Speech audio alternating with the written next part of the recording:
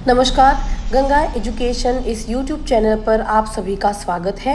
इस चैनल पर आपको लॉ रिलेटेड पूरी इन्फॉर्मेशन मिलने वाली है, जैसे कि कॉम्पिटिटिव एग्जामिनेशन, लीगल हिस्ट्री और लॉ के बहुत इम्पॉर्टेंट कंसेप्ट आसान लैंग्वेज में समझाए हुए हैं। आज का विषय है भारतीय साक्ष्य अधिनियम का इतिहास। अदालत में सच और झूठ का फैसला आखिरकार होता कैसे है।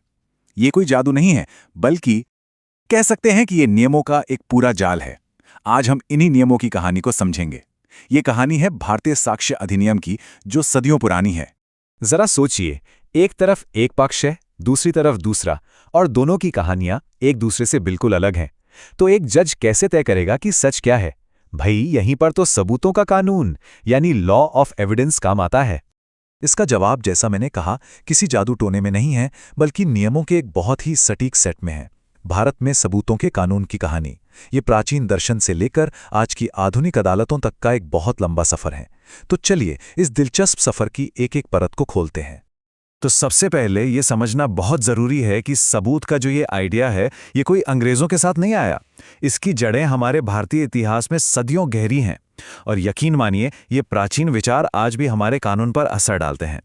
प्राचीन भारत में जब अदालतें आज जैसी बिल्कुल नहीं थीं, तब न्याय का आधार होते थे धर्मशास्त्र। अब ये सिर्फ कोई धार्मिक ग्रंथ नहीं थे, नहीं, ये कानून की किताबें भी थीं, और इन सभी का बस एक ही लक्ष्य था, सच को खोजना, द क्वेस्ट फॉर ट्रूथ।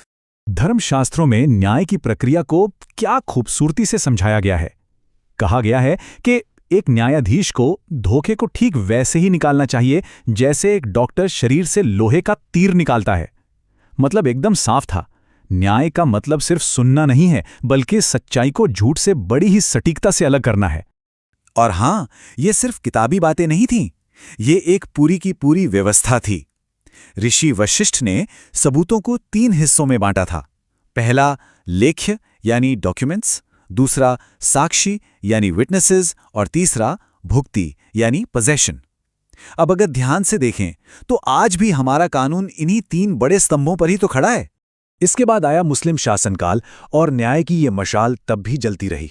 सबूतों को मौखिक और दस्तावेजी यानी ओरल एंड डॉक्यूमेंट्री में बांटा गया, और सबसे जरूरी बात, सीधी गवाही और सुनी सुनाई बातों, जिसे हम आज हियर से एविडेंस कहते हैं, उसके बीच एक साफ लकीर खींची रही।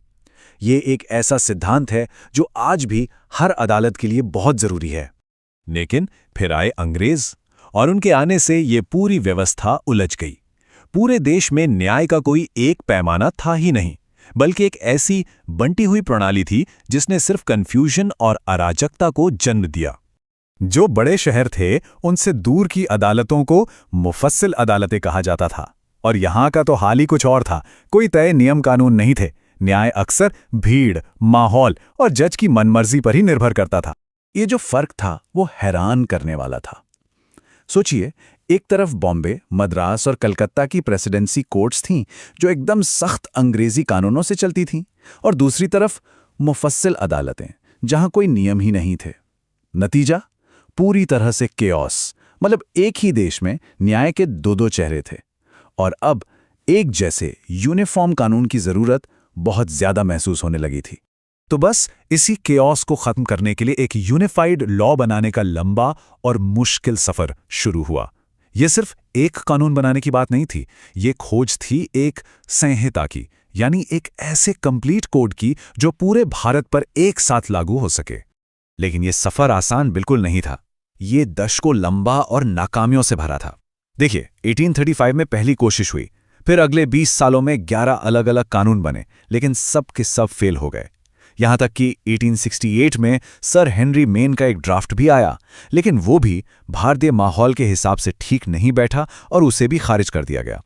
इतनी सारी नाकामियों के बाद ये जिम्मेदारी दी गई सर जेम्स फिट्जजेम्स स्टीफन को। जहां दूसरे फेल हो गए थे, वहीं स्टीफन ने एक ऐसा ड्राफ्ट तैयार किया जिसे आखिरकार मंजूरी मिल ही गई, और इसी तरह 1872 में जन्म हुआ भारतीय साक्ष्य अधिनियम का। सोचिए, एक ऐसा कानून जो आज भी लगभग 150 साल बाद हमारी अदालतों की नींव है। तो सवाल ये है कि आखिर इस ऐतिहासिक कानून के वो कौन से मूल सिद्धांत हैं, वो कौन सी नींव है जिस पर ये आज तक इतना मजबूती से खड़ा है। देखिए, सबसे पहली बात तो यह है कि साक्ष्य अधिनियम एक एडजेक्टिव लॉ है। इसे ऐसे समझिए, अगर दूसरे कानून हमें बताते हैं कि हमारे अधिकार क्या है, तो साक्ष्य अधिनियम ये बताता है कि उन अधिकारों को अदालत में कैसे साबित किया जाएगा। ये वो मशीनरी है जो बाकी कानूनों को असल में चलाती है। कह सकते हैं कि ये वो रूल बुक है जिसके बिना न्याय का खेल हो ही नहीं सकता। ये पूरा का पूरा अधिनियम 3 सुनहरे नियमों पर टिका है। पहला, सबूत सिर्फ मुद्दे की बात से जुड़ा होना चाहिए, इधर-उधर की फालतू बातों पर नहीं, ताकि कोर्ट का वक्त बर्बाद ना हो। दूसरा, सुनी सुनाई बातों पर यानी हियर से एविडेंस पर भरोसा नहीं किया जाएगा। और तीसरा, हमेशा सबसे अच्छा सबूत, द बेस्ट एविडेंस ही पेश करना होगा। मतलब अगर ओरिजिनल डॉक्यूमेंट है तो उसकी फोटोकॉपी नहीं चलेगी। यही 3 स्तंभ हैं जो ये पक्का करते हैं कि न्याय निष्पक्ष हो। तो सवाल ये उठता है कि क्या ये 150 साल पुराने सिद्धांत आज भी काम करते हैं? चलिए देखते हैं कि ये सिविल और क्रिमिनल मामलों में कैसे अलग-अलग तरीके से लागू होते हैं। सिविल और क्रिमिनल केस में इन नियमों का इस्तेमाल काफी अलग होता है। देखिए, जो सिविल मामले होते हैं वो अक्सर प्रॉपर्टी या अधिकारों को लेकर होते हैं, तो उनमें दोनों पार्टियां आपसी सहमति से कुछ नियमों में थोड़ी ढील दे सकती हैं। लेकिन क्रिमिनल मामलों में ऐसा बिल्कुल नहीं हो सकता। वहां किसी की आजादी दांव पर लगी होती है, इसलिए नियमों का पालन बहुत ही सख्ती से होता है, कोई समझौता नहीं। इसीलिए तो कन्फेशंस यानी इकबालिया बयान जैसे संवेदनशील सबूतों पर क्रिमिनल कानून में इतना ज्यादा ध्यान दिया जाता है। तो हमने इस कानून का पूरा सफर देखा, प्राचीन भारत से लेकर ब्रिटिश काल की अराजकता से होते हुए आज तक। लेकिन ये सफर हमें एक बहुत ही अहम मोड़ पर लाकर खड़ा कर देता है। ये कानून उस दुनिया के लिए बना था जहां कागज और चश्मदीद गवाह हुआ करते थे। सवाल ये है कि क्या इसके 150 साल पुराने सिद्धांत एआई और डीप फेक इस नए जमाने में सच को झूठ से अलग कर पाएंगे? ये एक बहुत बड़ा सवाल है और इसका जवाब शायद भविष्य की अदालतें ही देंगी। और इसी से जन्म लिया भारतीय साक्ष्य अधिनियम 2023 ने। वीडियो अंत तक देखने के लिए धन्यवाद। गंगा एजुकेशन इस YouTube चैनल को ज़रूर सब्सक्राइब कीजिए। Thank you.